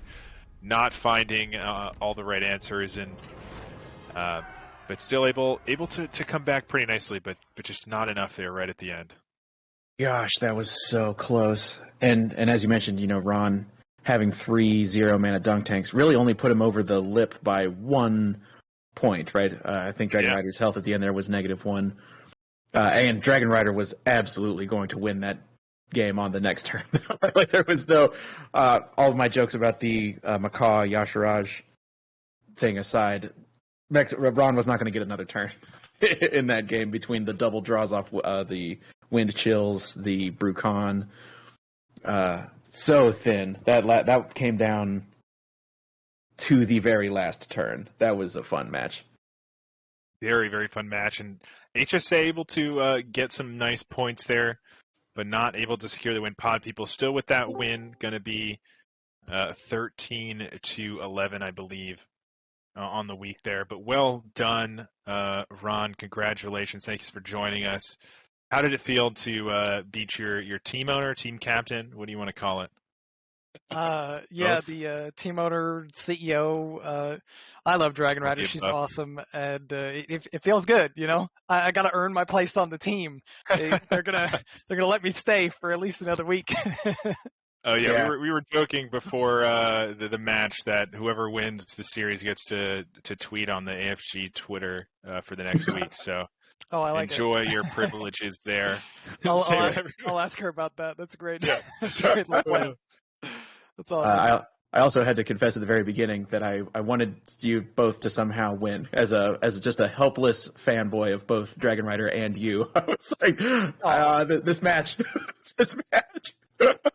Yeah, this was fun. I mean, hey, at the end of the day, though, her team still got the win. I was just trying to fight to get my team some extra points, which is always big. So very happy to pick that up. Even though we lost the week, we're still fighting for the long-term playoff spot. Yeah, still over 10 points on the week is a really good way to keep it. Yeah, to keep your points strong going into the later weeks. So mirrors all around there, huh, Ron? Just Demon Hunter, Paladin, Shaman at all. Yeah, it was hilarious. Every time it was a mirror.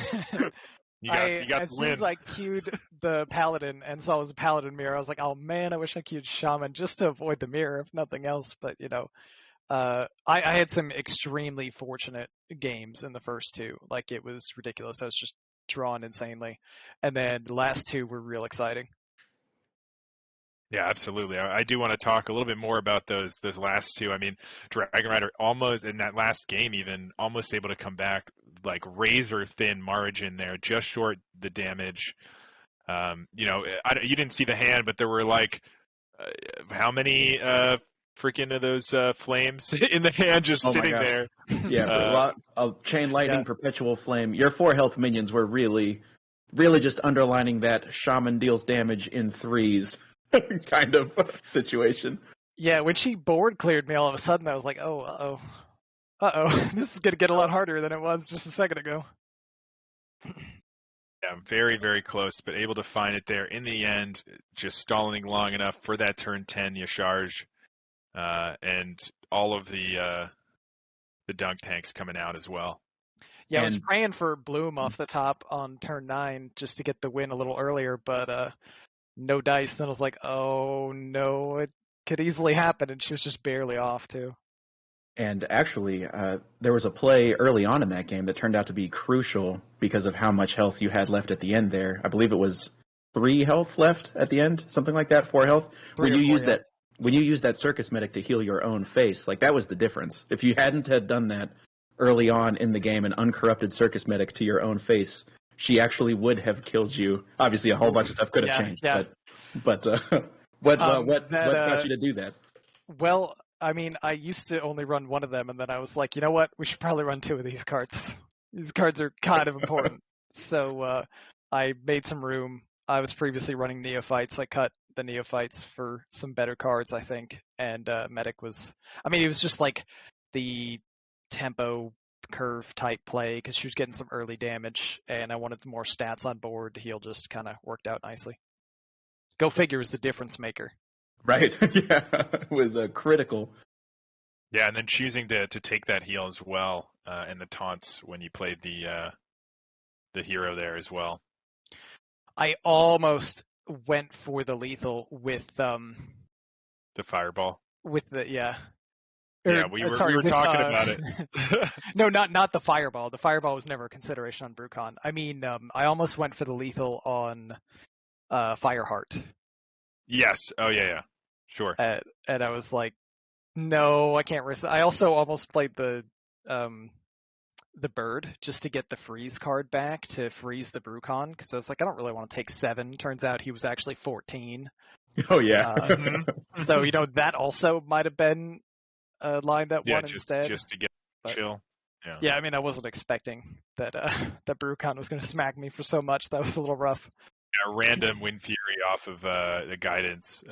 Easy to not expect, certainly. I was feeling like I was real close to a sweep. I thought I had a real nice setup there against Demon Hunter. I was like, she's only got 3 cards. She doesn't have the combo. Even if she does have the combo, she doesn't have the board space. Oh no, she's got a 0 mana Feldscream. Make board space. Oh no. So that was a really cool play. That was pretty awesome by her. Yeah, really well done, counting it out, and it ended up being, I think, 4 over in the end. But yeah, still very, very well done by both of you. Fun matchups all around. A lot of mirrors. You ended up taking the mirrors, so I think maybe if Dragon Rider just got a couple more non-mirrors, maybe she would have taken it. I don't know. True. Sometimes things break the right way, and would take them. All right. So how you going to celebrate that victory? How do you gloat to your CEO? I mean, I'm going to be demanding to take over the Twitter account. Clearly, it's just the move, and then maybe you're going to see some memes coming through on AFG Twitter for the next week. I'm the best. Hey, that Ron Mexico guy, he's so handsome. I just don't know what I like more about Ron, how handsome he is or how talented he is or how good he is at Hearthstone. Just nonstop, just like self-praise for like a week until they actually just kick me off the team anyway. They're like, you know what, you overdid Yeah. it. Check your DMs, Ron. I'm like, yeah, you guys are right. I'll see myself out. It was a good run. So yeah, Brushy, your biggest fan, keeping you company as you're navigating through your match tonight. So that was mentioned in chat today. Brushy said your fan is called. Oh yeah. Right here. Yeah. Tuna. This guy. Yep. Naturally. Number 1 fan, they say. All right. Any final words, Ron, before we let you enjoy the rest of your evening? Congrats to your Niners, bud. Thanks, man. Happy for you, Saku. That was a hell of a thriller earlier today in the world of sports ball. But this was fun. Thank you guys for putting this on. It's always awesome that you guys do this, and I was glad to be a part of it. Always a pleasure. Always a pleasure. Yeah. Thanks again, Ron. Enjoy your evening, buddy. Take it easy, guys. Have a good night. Have a good night. Holy moly. Hey, Tuna, if you're watching, are we playing D&D tomorrow? By the way, I'm going to use this platform to make sure Tuna can answer. He didn't message or say anything last week. We just didn't show up. I thought we were playing. Anyway. Welcome you're to there, Sunday D&D Showdown. Sunday D&D Showdown. Yeah. Miami Dome Ron's versus too, Brushy but Tuna. he doesn't know if we're playing or not. So. I gotcha. All right. Anyways, so what do you guys have going on the rest of this week besides Solid Bills taking over the planet with a satellite truck? The satellite, yeah. Yep. Mm-hmm. I'm taking control of a satellite that's currently parked at 90 degrees west latitude, longitude. I'll learn the difference before tomorrow for sure. Yeah, I think that might be important. I don't know. I actually don't know if it's important, but it might be. hopefully I'll first find out You'll if it's find important. out if it's important to know, and then I'll learn the differences. There you go. Just a quick note, I guess, for the week. I'm not sure what's going on Monday. It could be a tournament, or it could be our around the saloon wonderful cast thingamabobber there that Mako does. So that could be Monday. Tuesdays usually our show that Lotus Knight usually brings up, which is Hearth Center, I should say. Then we get Wednesday bringing in with Tavern Talk that's opened up by Fish, Dr. Fish. And then we start rotating back into the matches, which is Thursday nights. So Thursday Throwdown, which is hosted by Fish typically. Jeez, wow. Fish Typically, yes. I'm wiggling my fingers as we speak. So I'm definitely going to start a Fish fan account that's just called Typical Fish. Typical Fish. Yeah. And then we bring Full Circle coming back to me on Friday night fights, usually with Cord and myself, sometimes Don Day sprinkled in there. Then Salty Saturday will probably be hosted by Wild9 if he's freed up. And then we are back to Sunday with the dynamic duo, which may not be a dynamic duo because Dollar Bills got a new job. I should be able to. He'll satellite it. Yeah, that's right. At that point, I'll I'll know where 90 degrees west is, and then I'll be able to. And then you'll be able to satellite in. Yeah. I'll satellite in. Yeah, for sure. Unlimited power. That's what he's got. So. And the great part is, with great power comes absolutely no responsibility. Wow. So, sorry. And it's sprinkled in the weekend there would be Schoolstone. So, which is just hit up Lotus Knight if you have any matches that are during the daytime between 2:00 and 5:00 Eastern. So that about wraps it up for us. Any final words from our wonderful panel? Or we just said the final words? Stay safe out there, everybody. Yes. 100%. There you go. Those are some good words. COVID still sucks. So stay safe. All right. Good night, everybody. It is called Strength Totem. Good night, everybody. Those are good final words.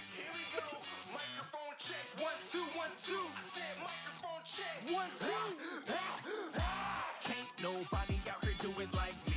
Ain't nobody out here winning like me. Can't nobody out here do it like me. Just like me, like me. Can't nobody out here do it like me. Ain't nobody out here winning like me. Can't nobody out here do it like me. Just like me, like me. I'm one of a kind, I'm like a rare breed. A breath of fresh air, you can see me. People stand up just to greet me. Role model, kids wanna be me. Listen now, later you'll believe me. Got you under my spell.